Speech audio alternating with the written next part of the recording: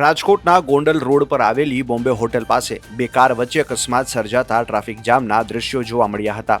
આ અકસ્માત એક નંબર પ્લેટ વગરની બ્લેક કલરની કાર અને પાછળથી આવતી અન્ય એક કાર વચ્ચે થયો હતો. અકસ્માત બાદ રોડ પર વાહનોની લાંબી કતારો લાગી જતા વાહન ચાલકોને હાલાકીનો સામનો કરવો પડ્યો હતો. ઘટનાની જાણ થતાં પોલીસ તાત્કાલિક સ્થળ પર પહોંચી હતી અને ટ્રાફિક વ્યવસ્થા પુનઃસ્થાપિત કરી અકસ્માત અંગેની તપાસ હાથ ધરી હતી. આ અકસ્માતમાં કોઈ જાનહાનિ કે ગંભીર ઈજાના સમાચાર નથી. અકસ્માતગ્રસ્ત વાહનોને હટાવ્યા બાદ ટ્રાફિક સામાન્ય થયો હતો. રાજકોટથી મિલન ત્રિવેદીનો રિપોર્ટ.